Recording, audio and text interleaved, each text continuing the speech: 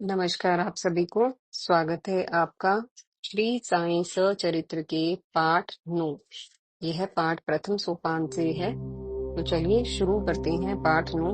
अनल अनिल अल्लाह और साईं। शिरडी में एक शाम भयंकर तूफान आया। घोर बादलों और मूसलाधार वर्षा के साथ कड़कड़ाती कहर बरपाती बिजलियां। उस पर भयानक वेग वाली हवा के थपेड़े मानो शिरडी के जनजीवन को डुबोकर बहा ले जाने चाहते थे। जीवन लायक जल प्रकटित होकर प्रलयकारी और जानलेवा हो गया था। प्राणदायक वायु महाकाल की हुंकार से निकली उच्चावास की भांति उग्र और विध्वंसकारी हो गई थी। आतंकित होकर शिरडी के लोग ही नहीं, पशु पक्षी तक सीढ़ियां चढ़कर साईं का स्थायी निवास बनी उस मस्जिद में आ जुटे थे, जिसे साईं द्वारिका माई के नाम से पुकारते थे। सबको विश्वास था कि प्रकृति के इस प्रकोप से बाबा ही उन्हें बचा सकते थे, क्योंकि उन्होंने कृपा करके मात्र भक्तों की मनोकामनाएं ही पूर्ण नहीं की थी, बल्कि अनेकों बार शिरडी वासियों की महामारियों और प्राकृतिक विपदाओं से भी रक्षा की थी। जब पत्थर की मूर्तियों से पीड़ितों की फरियादें टकरा कर लौट आती हैं, घंटानाद और शंख ध्वनि नफीरी की आवाज बनकर रह जाती हैं और अजानों और आर्तनादों को खुदा कानों में कोई ठूस कर अनसुना कर देता है, तब साईं सईखे अल्लाह के बंदे ईश्वर पुत्र की लाचारों के काम करते हैं। या यूं कहें कि भगवान स्वयं हाथ में डंडा लेकर रक्षा के लिए नहीं आते, वे किसी निमित्त या माध्यम से ही यह कार्य संपन्न करवाते हैं। अतः साईं ही शिरडी वासियों की अंतिम शरण थे। सो सब उन्हीं के शरणागत हुए और उनसे संकट निवारण के लिए गुहार करने लगे। साईं का उदार हृदय द्रवित हो उठा। वे उठ खड़े हुए, मस्जिद से बाहर निकले, आकाश की ओर देखा और आदेशात्मक स्वर से गरजे, बस बहुत हुआ, अब शांत हो जाओ। अनियंत्रित प्रकृति ने साईं का आदेश माना। कुछ ही क्षणों में वर्षा थम गई, तूफान हो गया, बादल छट गए और आकाश में चांदनी छिटक गई। ऐसा था साईं का प्रताप। इसी प्रकार एक बार प्रत्यक्षदर्शियों के अनुसार दोपहर के समय द्वारका माई मस्जिद में पता नहीं कैसे धूनी की अग्नि अकस्मात प्रचंड हो उठी। लपटे मस्जिद की छत को छूने लगे। वहां जुड़े हुए दर्शनार्थी भयभीत हो उठे। बाबा की धूनी पर जल डालकर आग बुझाना भी उचित न जान पड़ता था। अग्नि को शांत करने का और कोई उपाय भी नहीं सूझता था। वे आतंकित और असमंजस की स्थिति में जड़ से हो गए। बाबा ने उनकी मनोदशा को भाप लिया, मुस्कुरा कर खड़े हुए और अपने सटके से समीप के स्तंभ पर बलपूर्वक प्रहार करते हुए आदेश दिया, नीचे उतरो, शांत हो जाओ। बाबा के आदेश पर अग्नि का तेज मंद होने लगा।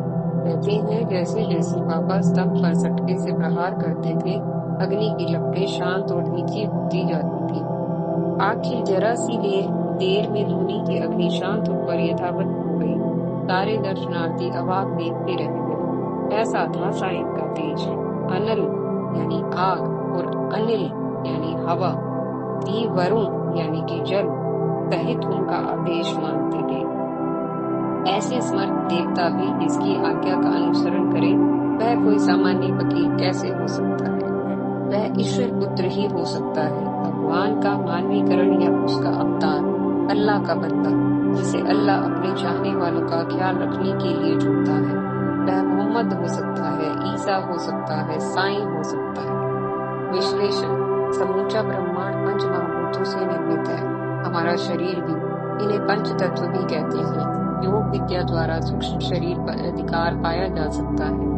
10 प्राणों और पंच तत्वों के साथ सप्त चक्रों की साधना की जाती है, जिससे क्रमशः एक एक प्राण तत्व और चक्र पर अधिकार होता जाता है और तत्संबंधी सिद्धियां भी प्राप्त होती चली जाती हैं।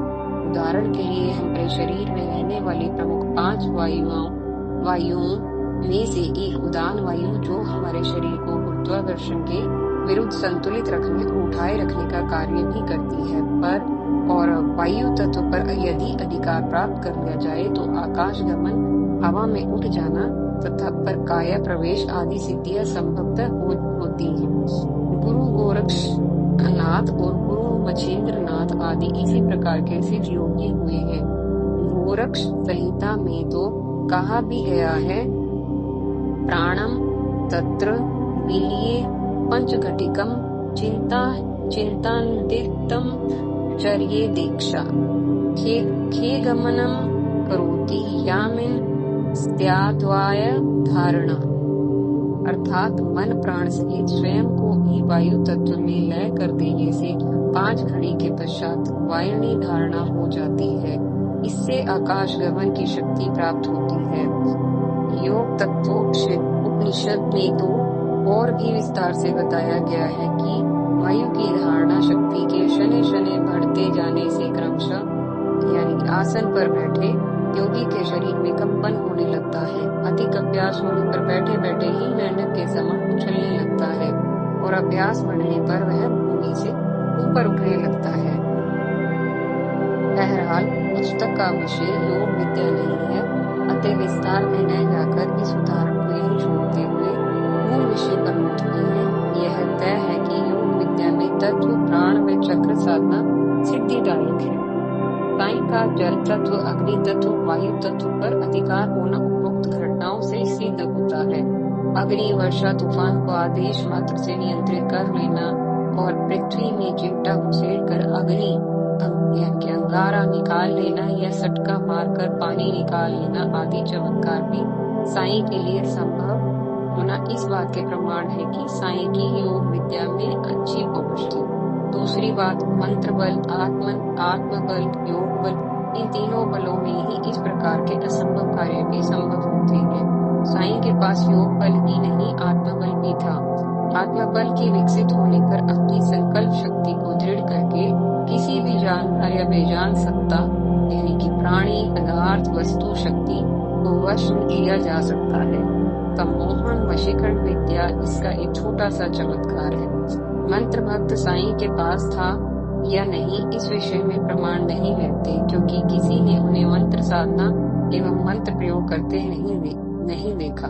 परंतु यह सत्य है कि साईं के पास उत्कृष्ट आत्मबल और योग बल था, क्योंकि साईं की लीलाओं में ऐसी घोषणा करने वाले अनेक प्रमाण मिलते हैं।